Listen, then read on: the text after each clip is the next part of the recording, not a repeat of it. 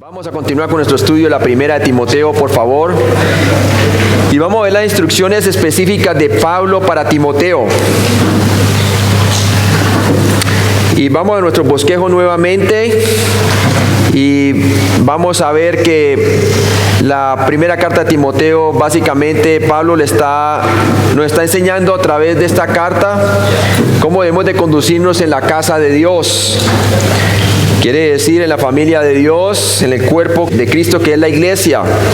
Y para eso nos ha dado algunas cosas que Timoteo tenía que hacer en cuanto al mantenimiento residencial de la casa de Dios, hablando del cuerpo espiritual, la iglesia.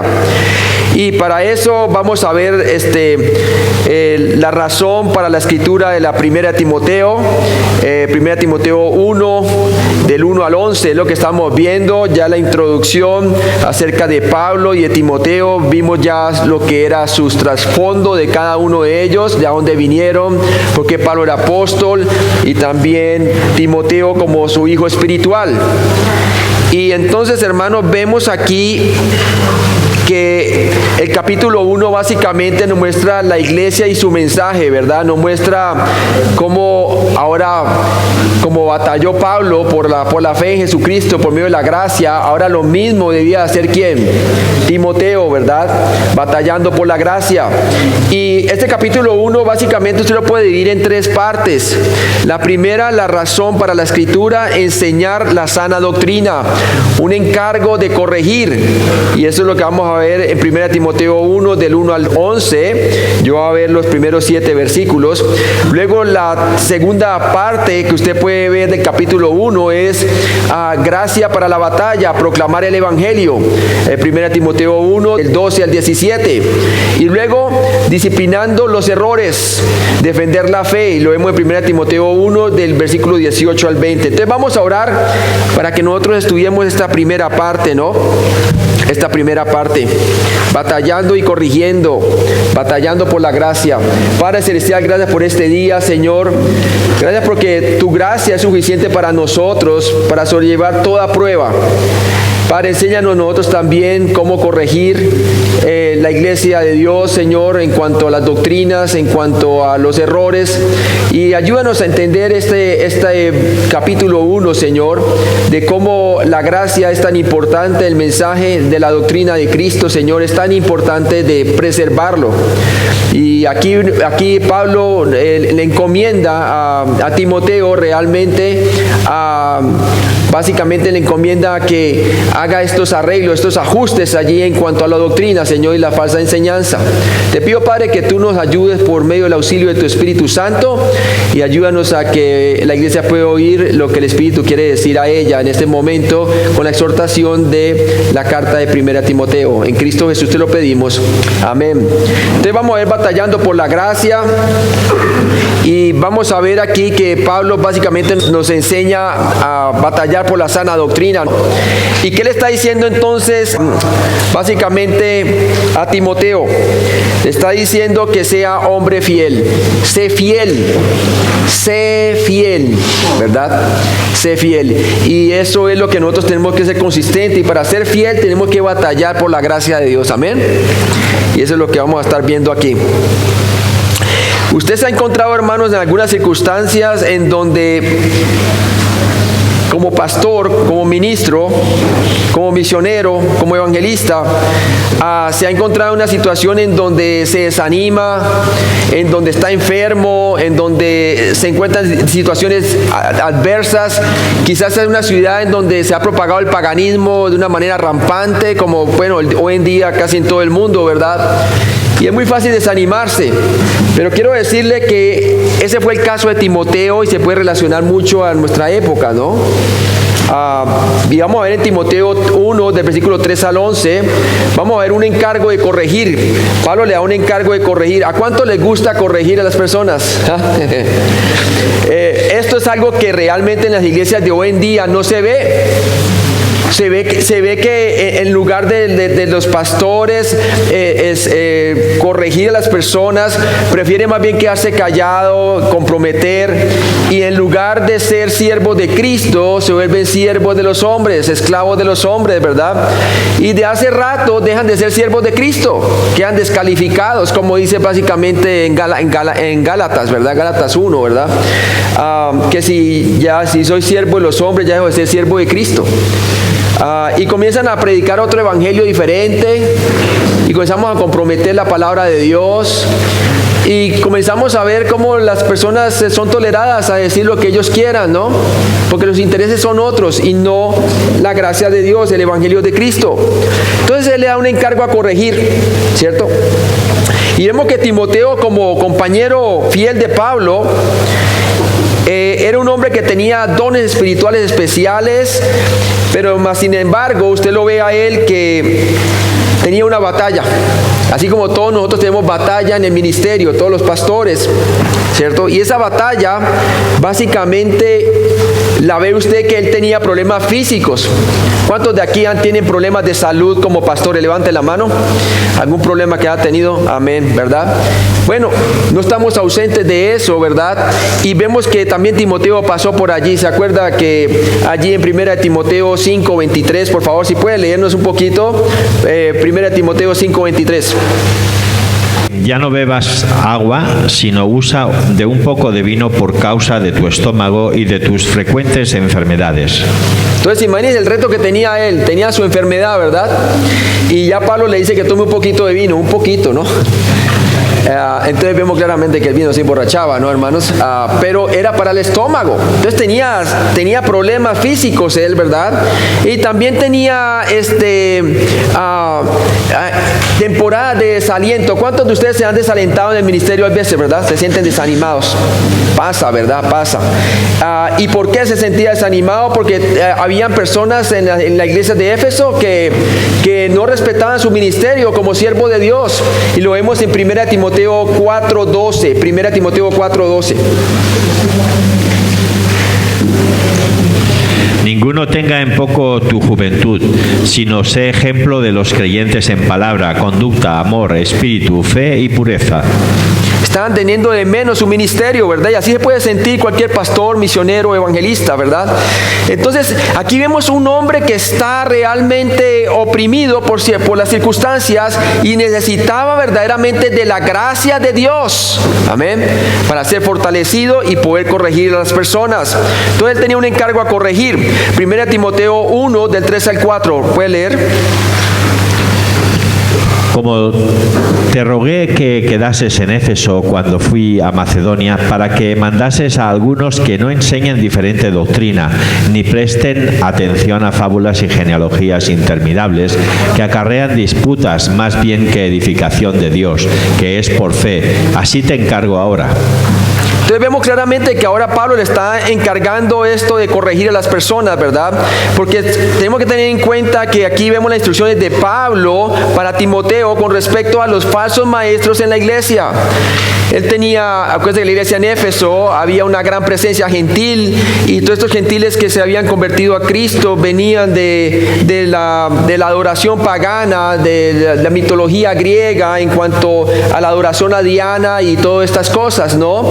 Entonces imagínense, ellos venían de todo ese paganismo, y algunos de ellos estaban empezando a enseñar cosas que no debían de ser, ¿verdad?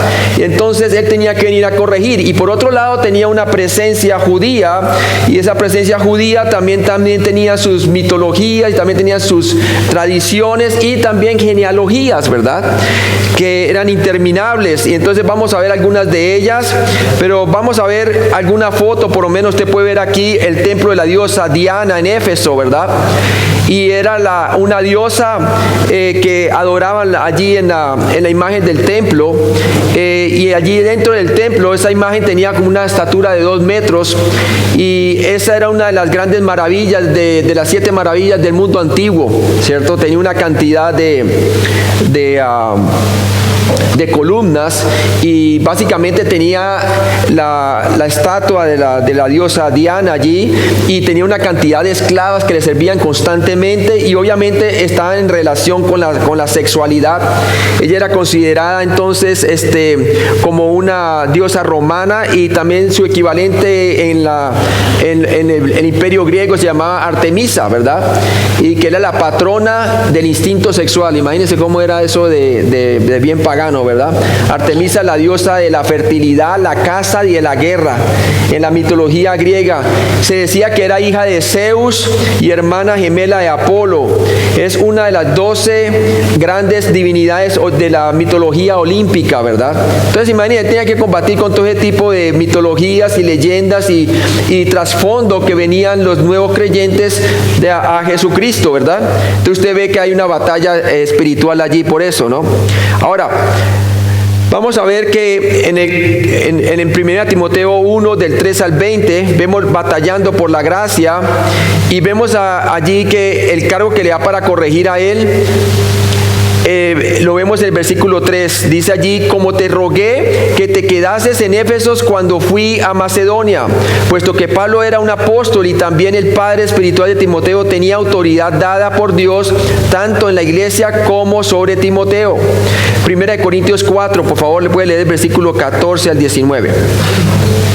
No escribo esto para avergonzaros, sino para amonestaros como a hijos míos amados, porque aunque tengáis 10.000 años en Cristo, no tendréis muchos padres, pues en Cristo Jesús yo os engendré por medio del Evangelio. Por tanto, os ruego que me imitéis. Por esto mismo os he enviado a Timoteo, que es mi hijo amado y fiel en el Señor, el cual os recordará mi proceder en Cristo, de la manera que enseño en todas partes y en todas las iglesias. Mas algunos están envanecidos como si yo nunca hubiese de ir a vosotros. Pero iré pronto a vosotros si el Señor quiere, y conoceré no las palabras, sino el poder de los que andan envanecidos. Entonces había una cantidad de miembros de la iglesia que estaban envanecidos, había falsa enseñanza. Entonces vemos que la última vez que Pablo había estado con Timoteo, lo había animado a que permaneciese en Éfeso y terminara su trabajo. Así, con todas estas cosas, con dolor de estómago, con problemas físicos, con que despreciaban básicamente su juventud y todas estas cosas, la echaban de menos. Estaba Pablo motivando a Timoteo y informándole a la iglesia que era de autoridad apostólica que esta carta se escribía. O sea que Pablo estaba utilizando su poder apostólico a través de Timoteo para mostrarle que era él directamente escribiendo esta carta hacia las iglesias. 1 Timoteo 1:3b dice que te quedases en Éfeso. La presencia de Timoteo era requerida en la iglesia en Éfeso en este momento crítico. La iglesia en Éfeso estaba algo desordenada debido a la falsa enseñanza, como Pablo había predicho en Hechos 20, del 29 al 30. Porque yo sé que después de mi partida entrarán en medio de vosotros lobos rapaces que no perdonarán al rebaño, y de vosotros mismos se levantarán hombres que hablen cosas perversas para arrastrar tras sí a los discípulos. Entonces usted ve que unos entran, dice la palabra de Dios, y otros salen de en medio, ¿verdad? Entonces usted tiene claramente falsos maestros que vienen de afuera, incrédulos, pero también otros que salen de adentro, y algunos de ellos creyentes. O sea, imagínense la batalla que tenía aquí Timoteo, ¿verdad? Grande batalla. De hecho, Pablo había excomulgado un par de falsos maestros. Veamos un ejemplo en 1 Timoteo 1, el 19 al 20. Manteniendo la fe y buena conciencia, desechando la cual naufragaron en cuanto a la fe algunos, de los cuales son Himeneo y Alejandro, a quienes entregué a Satanás para que aprendan a no blasfemar. Entonces usted ve aquí a Himeneo y Alejandro, ¿verdad?, que estaban blasfemando, y entonces dice la palabra de Dios que Pablo le dijo que los entregaba a Satanás. Y los entregó a Satanás, hermano, eran porque no eran de Satanás, ¿verdad? El mundo ya es de Satanás, pero ellos no lo eran. Era porque tenían que disciplinarlo y sacarlo de ahí, porque estos hombres estaban enseñando falsa enseñanza, hermanos, ¿cierto? 1 Timoteo 1:3c, para que mandases a algunos. Los autores de este currículo creen que Timoteo era un evangelista. Comúnmente nosotros pensamos de un evangelista como una persona que hace grandes campañas y bueno, lo que usualmente vemos, ¿verdad? Que las personas pasan adelante y hacen todas estas cosas, pero aquí vemos que la labor del evangelista es para la edificación del cuerpo de Cristo. Eso verdaderamente es la labor del evangelista, ¿sí? Por lo menos usted ve, la palabra de Dios nos dice que Él hizo a unos primeramente que apóstoles, a otros profetas, a otros pastores, evangelistas y maestros. ¿Para qué? Para la edificación del cuerpo de Cristo, para la edificación del cuerpo de Cristo. Entonces, usted ve claramente que la labor de un evangelista es para la edificación del cuerpo de Cristo. Siempre nosotros tenemos la noción que siempre está afuera, ¿verdad? Que siempre está afuera. Obviamente debemos de evangelizar, ir por todo el mundo y predicar el evangelio, ¿sí? Pero la gran labor del evangelista es exhortar dentro de la iglesia local. Mira lo que dice Efesios 4:11 al 12, como dice, y él mismo constituyó a unos, después de haber ascendido al cielo, a apóstoles, a otros profetas, a otros evangelistas, a otros pastores y maestros. Mire el orden, ¿no? Sabemos, apóstoles y profetas eran dones, señales del primer siglo, y luego lo que quedan ahora son los evangelistas, número 1, pastores y maestros. ¿Para qué? A fin de perfeccionar o capacitar a los santos para la obra del ministerio, para la edificación del cuerpo de Cristo, para que todos lleguemos a la estatura de Cristo, ¿verdad? A un varón perfecto. Esa es la meta. Note que Pablo mencionó a los evangelistas como un oficio o un don espiritual. Estos 4 dones fueron dados para la edificación de los creyentes, no para el evangelismo de los perdidos. Interesante. Un estudio cuidadoso de 1 Timoteo y 2 Timoteo y Tito muestra que Timoteo y Tito no eran en realidad pastores locales, sino ministros itinerantes, con dones que les permitía resolver problemas, establecer líderes y edificar a las iglesias en general. Algo parecido como lo que estamos haciendo aquí y lo que representan Roberto y algunas personas en diferentes regiones, en donde juntan los pastores y estamos ¿para qué? Para ayudar a edificarnos unos a otros, ¿sí?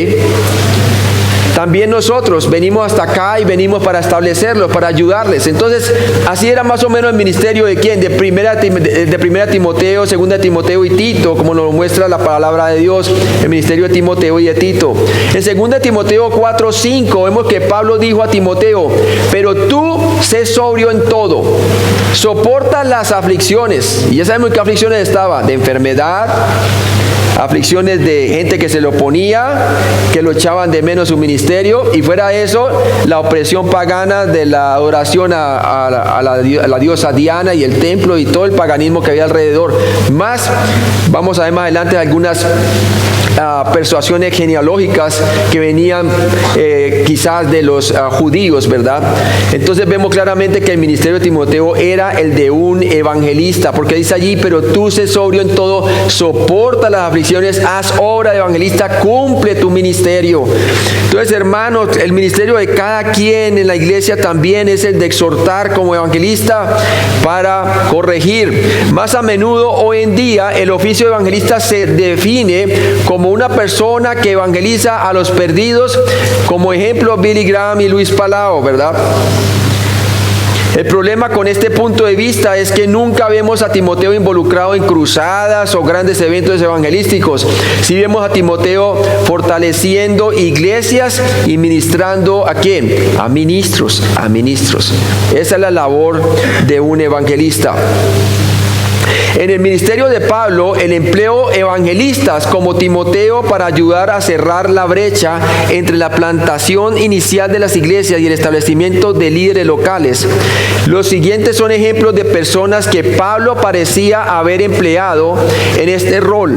Estos hombres no fueron apóstoles. Mire, por lo menos Timoteo es uno, ¿no? 1 Corintios 4:17 nos dice: por esto mismo os he enviado a Timoteo, que es mi hijo amado y fiel en el Señor. el cual os recordará mi proceder en Cristo, de la manera que enseño en todas partes y en todas las iglesias. También léame por favor 1 Tesalonicenses 3:2. Y enviamos a Timoteo, nuestro hermano, servidor de Dios y colaborador nuestro en el Evangelio de Cristo, para confirmaros y exhortaros respecto a vuestra fe. Él tenía que cumplir su ministerio, exhortar a las iglesias, corregirlas y ser fiel al Señor. Tito es otro. Tito 1:5 nos dice: por esta causa te dejé en Creta, para que corrigieses lo deficiente y establecieses ancianos en cada ciudad, así como yo te mandé. Entonces vamos a ver más adelante, cuando estudiemos Tito, que a él también tenía una labor muy parecida a la que hacía a Timoteo en Éfeso, con la diferencia de que él la estaba haciendo en la isla de Creta. También tenemos a Silas en Hechos 17:14, pero inmediatamente los hermanos enviaron a Pablo que fuese hacia el mar, y Silas y Timoteo se quedaron allí. Apolos, en 1 Corintios 3, del 5 al 6, ¿qué pues es Pablo y qué es Apolos? Servidores por medio de los cuales habéis creído, y eso según lo que cada uno concedió al Señor. Yo planté, Apolos regó, pero el crecimiento lo ha dado Dios. ¿Se acuerdan de Apolos? ¿Verdad? Él aparece allí en Hechos capítulo 18 y aparece plantando la iglesia en Corinto, después de que Pablo llega de Atenas, y entonces comienza con Aquila y Priscila, comienza Pablo a formar tiendas, funda la iglesia en Corinto, y entre ellos llega un hombre muy elocuente, que era quien, Apolos, ¿verdad? En donde Aquila y Priscila lo corrigen mejor en el evangelio, y él se convierte en ¿quién? Él se convierte como aquel que comienza a discipular y también a evangelizar allí en la iglesia de Corinto. Entonces Pablo plantó, Apolo regó, él dio el crecimiento, pero Dios es el que da el crecimiento, ¿no? Lucas, Epafras, Juan Marcos, Bernabé y Onésimo, entre otros, pueden también haber tenido un don de evangelista. Veámoslo por favor en 2 Corintios 8:23. En cuanto a Tito, es mi compañero y colaborador para con vosotros, y en cuanto a nuestros hermanos, son mensajeros de las iglesias y gloria de Cristo. Filipenses 2:25. Mas tuve por necesario enviaros a Epafrodito, mi hermano y colaborador y compañero de milicia, vuestro mensajero y ministrador de mis necesidades. Aunque 1 Timoteo, 2 Timoteo y Tito son llamadas las epístolas pastorales, son manuales indispensables de plantación de iglesias para establecer las iglesias locales autóctonas del Nuevo Testamento.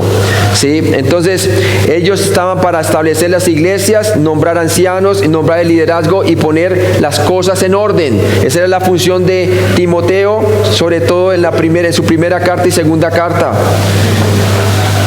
Y en Tito vemos que él iba a corregir lo deficiente en Creta.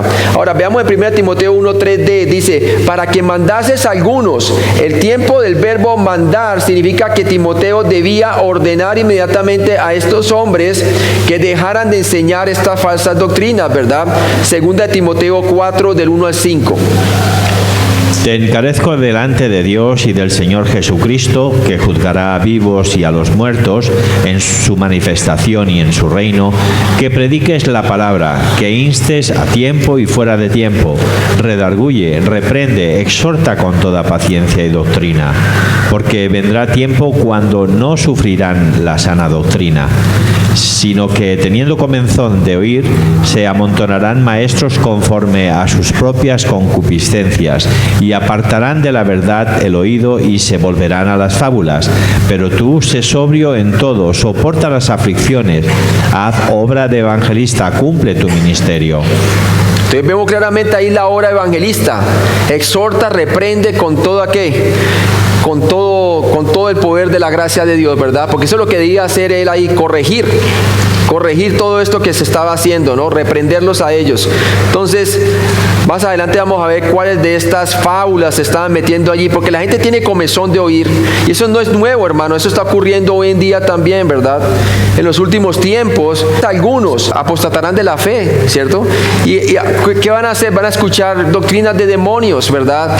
Cosas que se apartan, por ejemplo, del Evangelio, cambiando el Evangelio de Cristo, o añadiéndole cosas, o prestando atención a fábulas antiguas, o quizás prestando atención a libros que son que no van con la Biblia, o dicen es la Biblia más otro libro el que tú necesitas para entender la palabra de Dios. 1 Timoteo 1:4a, ni prestes atención a fábulas o mitos, como dice la Biblia de las Américas, y genealogías interminables. Entonces ya va más específico explicando eso, ¿no? Timoteo debía instruir a estos maestros cerrados que dejaran de prestar atención a fábulas y genealogías interminables.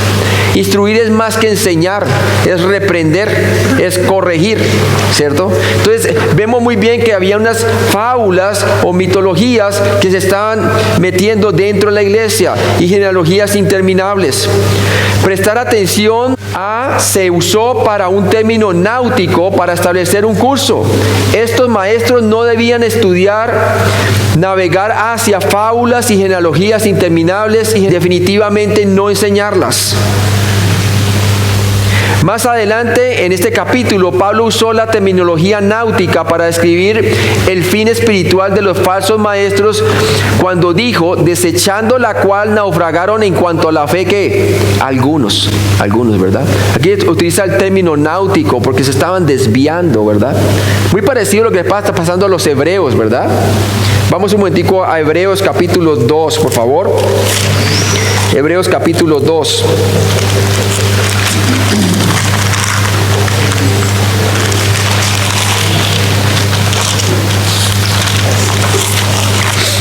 Y mire lo que dice la palabra de Dios, versículo 1, dice, por tanto es necesario que con más diligencia atendamos a las cosas que hemos oído, no sea que nos deslicemos o nos desviemos, ¿cierto? Ahí se utiliza también el término náutico de desviarse de la verdad, porque si la palabra dicha por medio de los ángeles fue firme y toda transgresión y desobediencia recibió justa retribución en el Antiguo Testamento, ¿no? Cuando la ley fue dada, dice, ¿cómo escaparemos nosotros si descuidamos una salvación tan grande, la cual habiendo sido anunciada primeramente por el Señor, nos fue confirmada por los que lo oyeron? Hablando de quién, de los apóstoles, testificando Dios juntamente con ellos, con señales, prodigios y diversos milagros y repartimiento del Espíritu Santo según su voluntad.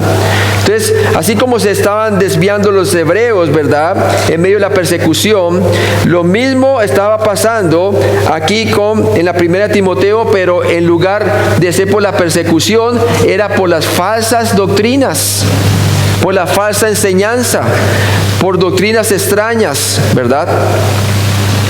Aunque no es seguro, estas fábulas y mitos y genealogías interminables muy probablemente se refieren a escritos rabínicos basados en gran parte en una interpretación alegórica de la Escritura.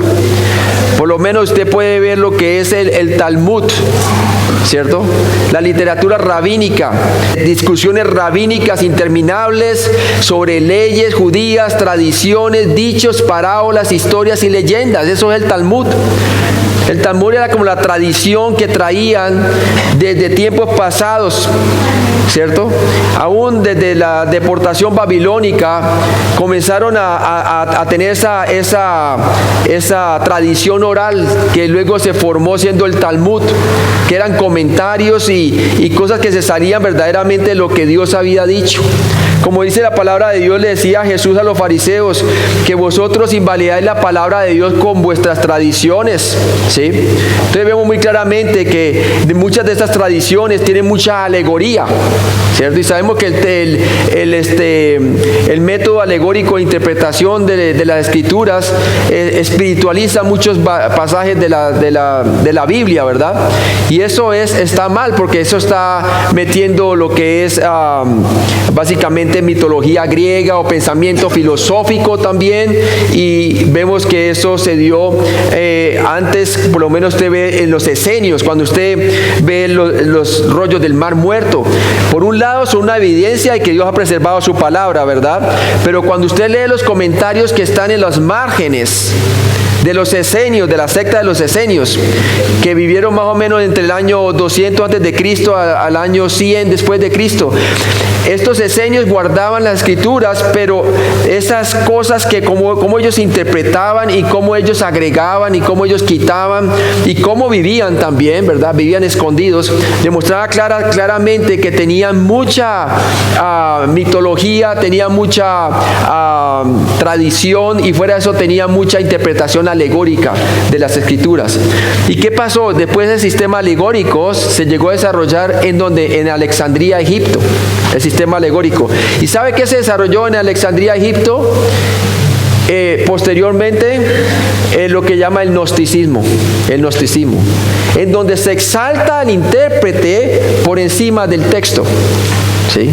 Quiere decir que se requiere que usted tenga el que se exalta es la persona en lugar del texto. Quiere decir que a la persona se le da, por decirlo así, la prioridad. Hay personas que tienen cierta sabiduría que usted no puede alcanzar, que usted a través de un culto iniciático usted puede tener una mejor comprensión de lo que quiso decir la palabra de Dios, ¿verdad? Y eso es gnosticismo, ¿sí? En donde es del intérprete el decidir realmente qué es lo que dice el texto. Y lo vemos hoy en día, hermanos, también. El método alegórico de interpretación, sobre todo en la teología de pactos, ¿cierto? En donde muestra usted que reemplaza la iglesia Israel por la iglesia. Dice que ya estamos en el milenio, que el milenio no son 1000 años, sino que empezó el día de Pentecostés, y que básicamente el reino es Dios a través de nosotros de una manera espiritual, y que finalmente la iglesia va a reinar y va a cumplir su gran comisión, y básicamente cuando sean triunfantes, entonces ya Cristo va a venir, ¿verdad? Pero eso no es cierto, hermano. Las cosas van de mal en peor, ¿verdad? Y la palabra de Dios sabe muy bien de que el milenio son 1000 años y son literales, y fue prometido a Israel. También lo vemos en los días de Génesis. ¿No han visto cómo interpretan? Comienzan a meterlos, ya dicen, no, los días de Génesis no son de 24 horas, sino que pueden ser millones de años para poder complacer a la evolución, ¿cierto? Y comienzan a estirar la palabra de Dios, básicamente, a decir que son millones de años. Entonces ya comienzan a decir que ya un día no es de 24 horas, sino de un número indeterminado de años para poder meter las eras geológicas allí. Entonces todo eso, hermano, queda mal. Y todo lo que dañan el Génesis de esa manera y no lo interpretan literalmente, también lo hacen ¿con quién? Con el libro Apocalipsis, diciendo que la gran mayoría del libro Apocalipsis ya se cumplió con el año 70 de la destrucción del templo, ¿no?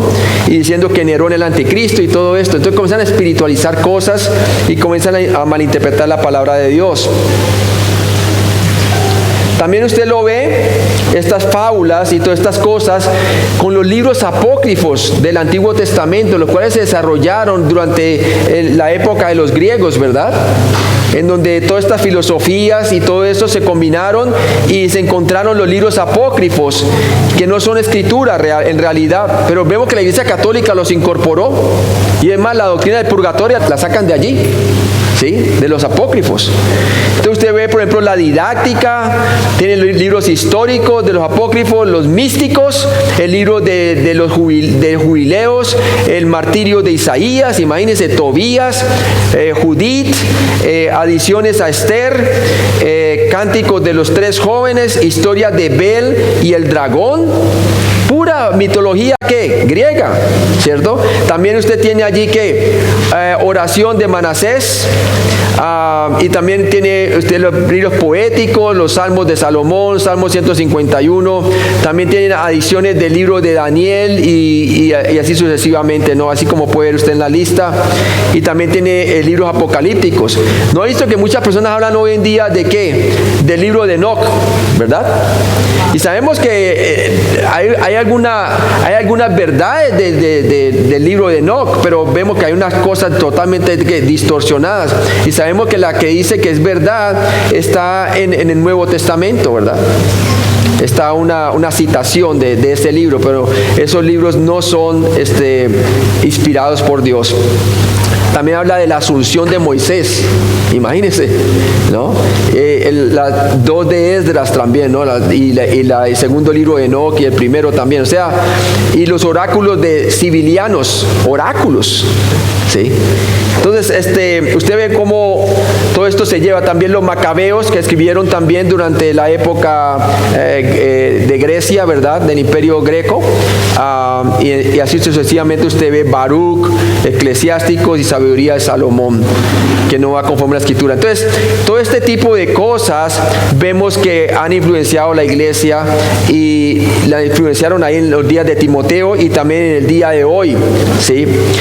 En la primera Timoteo 1:4b vemos que acarrean disputas. Estas cosas acarrean disputas, genealogías. Es más, en una de las iglesias del libro Apocalipsis nos dice que tú que corriges a los que no son a los que no son judíos, ¿sí? Siempre ha habido una presencia falsa, ¿no?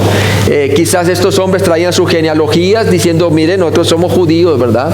Y hacían estas cuestiones de fábulas interminables y disputas que lo que acarreaban era división en la iglesia o discusiones inútiles, como dice la Biblia de las Américas. Estas fábulas, genealogías interminables conducían solo a especulaciones sin fundamento. No puedes construir tu vida cristiana sobre este tipo de conjeturas, en este tipo de cosas, las que causan vana palabrería, como dice 1 Timoteo 1:6b, lo que lleva a la controversia y también desalienta el crecimiento de los creyentes. Usted no ha visto que hoy en día hay un gran movimiento también de personas que supuestamente dicen que ellos son judíos, ¿verdad? Y se colocan gorrito y todo esto y comienzan a buscar de su descendencia y tratan de coger su apellido y lo meten a través de la ascendencia y averiguan en internet y dicen, mire, yo tengo descendencia judía y que tú no tienes descendencia judía, entonces tú eres menos que los otros hermanos. Pura, hermano, genealogías que interminables y cosas que no, nada que ver con con la palabra de Dios. 1 Timoteo 1:4c, más bien que edificación de Dios que es por fe. La edificación viene por fe y la fe viene por el oír y el oír viene por fábulas. No, la fe viene por el oír y el oír viene por la palabra de Dios. Sea Dios veraz y todo hombre mentiroso, hermanos, ¿sí? Entonces, personas que creen hoy más espirituales que otras porque se visten como si fueran judíos y son gentiles, ¿verdad? Pretendiendo ser judíos, o dicen que no, que yo vengo de descendencia judía, ¿no?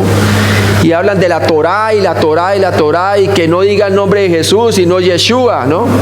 Y cosas así. Entonces, hay que tener cuidado con ese tipo de influencias hoy en día. 1 Timoteo 1:5-7. Pablo comparó el resultado esperado de la sana enseñanza con el resultado destructivo de la falsa enseñanza. Leamos por favor 1 Timoteo 1:5-7.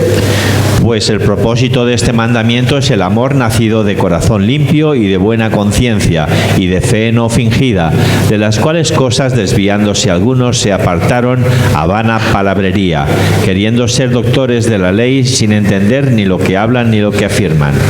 Entonces vemos en 1 Timoteo 1:5a, pues el propósito de este mandamiento o instrucción es el amor, es el amor. Si todas estas discusiones, todas estas palabrerías y todas estas cosas, libros adicionales, leyendas, mitos, ¿cierto? Todo esto lo que traía era pura aflicción, pura división en la iglesia. No instruía en amor. lo que produce disputas. La palabra para amor aquí es ágape. El amor ágape es un amor incondicional por los demás. Es un amor que obra, no un tipo de sentimiento de amor. Los creyentes no pueden producir este tipo de amor en su propia fuerza. Debe venir del Espíritu de Dios. Al fin y al cabo es un don del Espíritu Santo, amor, ¿cierto? Las especulaciones improductivas no promueven el amor. La enseñanza en la iglesia local debe siempre promover el amor, no la división. Lo que produce es una vanagloria. Todas estas cosas, lo que estaba produciendo en la iglesia en Éfeso, era vanagloriarse. ¿Sí? Y sí que hay lucha por la vanagloria en muchas de las iglesias del Nuevo Testamento. Usted ve también en la de Corintio, ¿verdad? Se vanagloriaban diciendo que el uno era Apolos y que el otro era de ¿quién? De Cefas, y así sucesivamente, y que el otro era de Pablo. Cuando Pablo dice quién es Pablo, quién es Apolos y quién es Cefas, no son colaboradores de Cristo, ¿cierto? Nadie puede remover otros fundamentos que es Cristo Jesús. Fue Cristo el que murió, no ellos por ellos, ¿verdad? Fue Cristo Jesús quien murió y resucitó entre los muertos.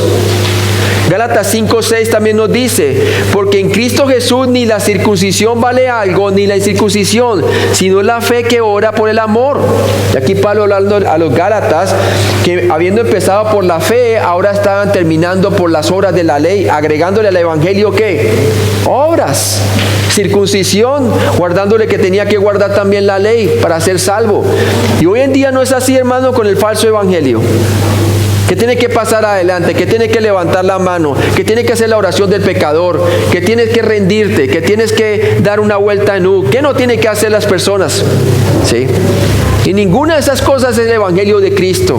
El evangelio de Cristo es que Cristo murió por nuestros pecados conforme a las Escrituras y que se levantó de los muertos conforme a las Escrituras, y que todo aquel que cree en Él tiene vida eterna y obtiene el perdón de pecado gratuitamente. 1 Corintios 13:13, y ahora permanecen que la fe, la esperanza y el amor, estos tres, pero el mayor de ellos es el amor, Mas Dios muestra su amor para con nosotros en que Cristo, aunque aún siendo pecadores, Cristo murió por nosotros. El amor, hermano, el amor edifica. ¿Sí? El amor todo lo sufre. El amor no se envanece. Pero esta gente se envanecía porque a través de esta mitología, a través de todas estas leyendas, trayéndolas adentro de la iglesia, ¿verdad? O saliendo adentro de la iglesia hacia afuera, ellos se sentían más espirituales.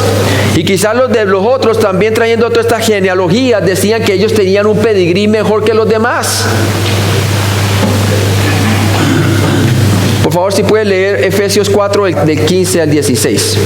Sino que siguiendo la verdad en amor, crezcamos en todo en aquel que es la cabeza, esto es Cristo, de quien todo el cuerpo, bien concertado y unido entre sí por todas las coyunturas que se ayudan mutuamente, según la actividad propia de cada miembro, recibe su crecimiento para ir edificándose en amor. ¿Edificándose qué? En amor, en amor. Y el amor todo lo sufre, no busca lo suyo, sino el bien de los demás. Pablo quería que las correcciones de Timoteo promovieran el amor nacido de un corazón limpio. Un corazón limpio es un corazón puro o claro, lo opuesto a un corazón engañoso. Un corazón que está afirmado con la verdad de la palabra de Dios, ¿cierto? Un corazón que toma a Dios por su palabra. Eso es fe, hermanos, ¿verdad? Entonces, eso es lo que necesitaba la iglesia de ese tiempo y también lo necesita la iglesia de hoy. Pablo quería que las correcciones de Timoteo promovieran el amor nacido de una buena conciencia. Una buena conciencia significa que no tiene conciencia culpable. Pablo quería que las correcciones de Timoteo promovieran el amor nacido de una fe no fingida. Una fe no fingida significa que estás genuinamente dependiendo del Señor. ¿Se acuerda que Pablo también lo estimula a él a que creciera en la fe no fingida que primeramente estuvo en su abuela Loida y también en su madre Eunice? Ese es el tipo de fe que quiere Dios que nosotros tengamos cada vez que crezcamos en el Señor.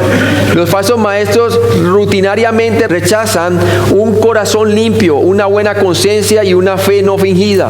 Esto fue un problema con los maestros de Éfeso. Lea por favor 1 Timoteo 1, del 19 al 20.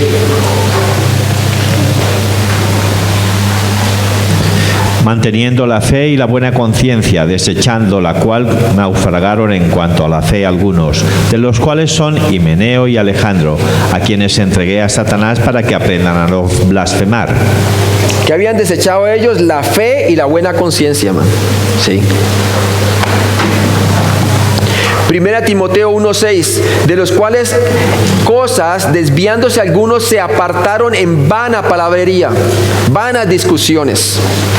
Estos maestros errados se habían desviado de un corazón limpio, una buena conciencia, una fe no fingida y, en última instancia, del amor, ¿cierto? Hoy en día también tenemos, hermanos, ciertas tendencias o las personas son hipercalvinistas y defienden ese tipo de filosofía, ¿verdad? Y se salen de la Escritura y utilizan argumentos filosóficos por fuera de la Escritura, de lógica humana, para defender sus razonamientos, ¿verdad? En vez de demostrarlo con la palabra de Dios. Y por el otro lado también lo tenemos en el arminianismo, la misma cosa, hermanos, ¿verdad? Entonces, debemos de coger la Biblia en su contexto y respetar también el modo de interpretación. En lugar de utilizar la alegoría, el método alegórico de interpretación, debemos utilizar el método histórico, gramatical, literal de la palabra de Dios. Tomarla en su contexto tal cual como fue escrito. Así como lo hizo Pablo desde sus 3 viajes misioneros en Antioquía, en donde se fundó la escuela de interpretación literal. Desviarse como maestro implica no tener una meta. No es que estos hombres fallaron al blanco, ellos simplemente no le apuntaron a nada. Todo lo que querían era discutir, y básicamente esas discusiones lo que querían ellos buscar siempre es su propia razón y su propia gloria. En su enseñanza, Pablo mantuvo el bienestar de los oyentes o el amor como su meta, pero estos hombres eran sin meta y por lo tanto peligrosos para su audiencia. A esta altura, estos maestros errados estaban simplemente sin dirección, pero Pablo sabía que se dirigían hacia la herejía como un resultado de su vana palabrería o discusión infructuosa.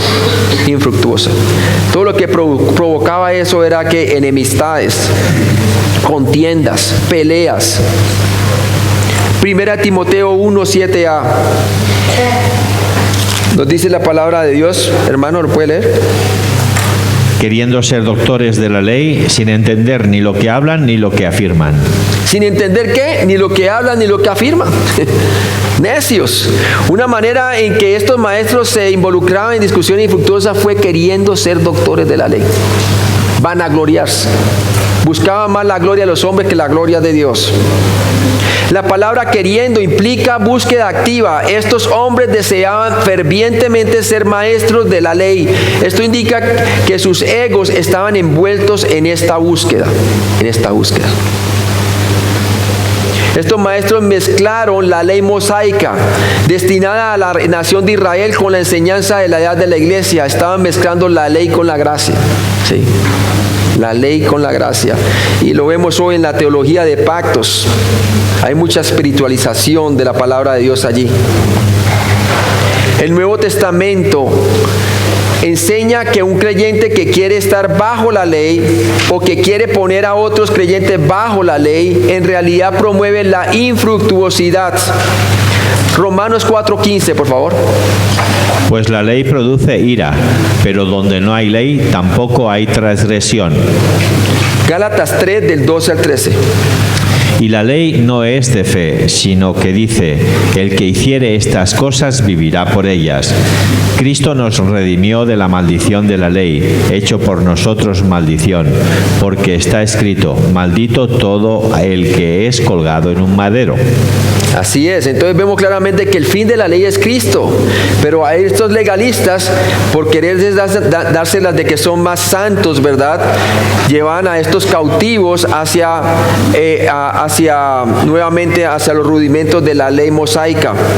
Una de las razones más importantes por las cuales los creyentes han sido crucificados con Cristo es para librarnos, para que podamos llevar fruto para con Dios. Romanos 7:4. Así también vosotros, hermanos míos, habéis muerto a la ley mediante el cuerpo de Cristo, para que seáis de otro, del que resucitó de los muertos, a fin de que llevemos fruto para Dios. Hemos muerto a la ley, hemos muerto a la carne, hemos muerto al mundo, hemos muerto a Satanás. Hermanos, si nosotros nos consideramos diariamente muertos al pecado y vivos para con Cristo, nuestra mentalidad cambiaría constantemente, ¿verdad? Nos presentaríamos cada vez como sacrificios vivos delante de Dios, que es nuestro culto racional, y renovaríamos nuestro entendimiento para conocer cuál es la buena voluntad de Dios, agradable y perfecta. Gálatas 2:20 muestra nuestra identidad en Cristo, que es bien importante, por favor. Con Cristo estoy juntamente crucificado, y ya no vivo yo, mas vive Cristo en mí. Y lo que ahora vivo en la carne, lo vivo en la fe del Hijo de Dios, el cual me amó y se entregó a sí mismo por mí. Lo que vivo ahora lo vivo por medio de la fe en el Hijo de Dios, el cual me amó y se entregó a sí mismo por mí, ¿verdad? Es por la fe que debemos de caminar en la palabra de Dios. La ley tenía un propósito en nuestras vidas, pero ese propósito terminó cuando pusimos nuestra fe en Cristo. Dios ahora usa la gracia para madurarnos. Lo que era imposible para la ley vino a ser posible por medio de nuestro Señor Jesucristo. Mire lo que dice Gálatas 4:4, por favor. Gálatas 4:4. Sí, Gálatas 4:4 y 5. Pero cuando vino el cumplimiento del tiempo, Dios envió a su Hijo, nacido de mujer y nacido bajo la ley, para que redimiese a los que estaban bajo la ley, a fin de que recibiésemos la adopción de hijos. Ya somos redimidos de la maldición de la ley, hermanos. La ley nos condenaba, nos mostraba que quedamos cortos de la justicia de Dios, pero Cristo lo cumplió todo por nosotros. Amén. Gálatas 3 del 24 al 25 dice: de manera que la ley ha sido nuestro ayo o tutor para llevarnos a Cristo, a fin de que fuésemos justificados por la fe, pero venida la fe ya no estamos bajo ayo. Romanos 6:14, porque el pecado no se enseñoreará de vosotros, pues no estáis bajo la ley, sino bajo la gracia. La iglesia está bajo la gracia. Tito 2 del 11 al 12 está el propósito de la gracia, porque la gracia de Dios se ha manifestado para salvación a todos los hombres, enseñándonos o disciplinándonos o instruyéndonos que renunciando a la impiedad y a los deseos mundanos, vivamos en este siglo sobria, justa y piadosamente. Muy parecido a lo que le decía Pablo a Timoteo, que él debía vivir una vida sobria, justa y piadosa en medio de esa generación que estaba allí viviendo, que adoraba a la diosa en Diana, en Éfeso, y dentro de la iglesia que estaban pasando todas estas cuestiones de mitologías y leyendas y genealogías interminables, ¿verdad? Corrigiendo a todos estos falsos maestros. 1 Timoteo 1:7b, sin entender, estos falsos maestros, sin entender ni lo que hablan ni lo que afirman. Los conceptos y fundamentos enseñados por estos maestros hicieron que las instrucciones de Pablo fueran urgentes. Hermano, dígame verdad, cuando uno trata de ayudarle a un hermano que está bien metido, ya sea en el calvinismo o arminianismo, y tratan de argumentar con puro argumento de su mente, ¿verdad? Y uno le dice, pero vamos a la escritura, y llega un momento en que algunos de ellos, ¿verdad, hermano?, no quieren ir más a la escritura, o simplemente no quieren aceptar lo que está escrito, no lo quieren aceptar. Difícil, ¿no? Y ese tipo de gente, con ese tipo de gente es que estaba relacionándose a Timoteo, ¿verdad? Pero vamos a la escritura, quizás le decían, no, pero es que aquí, esta leyenda, este mito, ¿cierto? O es que aquí, hermano, usted no ha entendido bien, esto realmente no se debe interpretar literalmente, esto es espiritualmente, esto es alegórico, ¿sí? Estos maestros debían ser parados porque se presentaban a sí mismos como expertos en el tema de la ley, algo que ellos no entendían correctamente. Volvían nuevamente algunos de ellos a tomar los rituales del Antiguo Testamento y comenzaban a imponerlos a los demás. La frase griega "lo que afirman" sugiere que sus falsas afirmaciones fueron presentadas como hechos. Con el paso de los años, los creyentes han sido arrastrados a todo tipo de errores debido a las afirmaciones enfáticas de oradores confiados. Los peligros que ellos enfrentaron en Éfeso son los mismos peligros que nosotros enfrentamos hoy en día, ¿verdad? El evangelio de la prosperidad, el evangelio de la sanación, ¿verdad? ¿Qué tal el evangelio social, hermano? El evangelio social. Sí. Peligroso, hermano, porque ya se volvió pues que la iglesia es una obra de beneficencia y ya el evangelio de Cristo se echa a un lado. Sí. Triste eso. Segunda de Corintios 11:3, por favor. Pero temo que, como la serpiente con su astucia engañó a Eva, vuestros sentidos sean de alguna manera extraviados de la sincera fidelidad a Cristo. ¿Qué es lo que he utilizado para sacarnos de la sincera fidelidad de Cristo? Por Satanás, por medio de los falsos maestros. Nuestros sentidos, hermanos. ¿Qué fue lo que engañó a Eva? Sus sentidos. Y vio la mujer que el fruto era agradable para comer. ¿Cierto? Sus sentidos son extraviados de la sincera fidelidad a Cristo. En ese tiempo la sincera fidelidad a lo que Dios le ha dicho, no comieres del árbol prohibido, ¿verdad? Cambió lo que siente por la verdad de la palabra de Dios. ¿No es lo mismo hoy, hermanos? ¿Cuántos hermanos? Levanten la mano. ¿Ustedes han visto hermanos que se apartan y se van para otras iglesias donde están predicando cosas falsas? ¿Y qué te pasó, hermano? No, es que aquí yo ya no siento. O es que allá me gustó porque allá sí sentí. ¿No es así, hermano? O porque el orador es muy elocuente y se lo llevó con filosofías, con tendencias 5 puntos calvinistas o lo que sea, hermano, se lo va llevando a la gente para otros lados. Y cuando uno ve, ya están por allá y ni la Biblia lo abren. Pero eso sí, están prontos para hablar y defender su falsa doctrina, ¿no es así? Esa es la verdad. Ahí sí le gastan horas y lo que sea, hermano. Triste, hermano. Eso es lo que estaba batallando. Cosa similar, Timoteo, ¿verdad? Eso es lo que le había encomendado Pablo a que hiciese. Hasta ahí. Vamos a orar entonces, hermanos. Y oramos por la cena, por favor. Pongámonos de pie, por favor. Vamos a orar.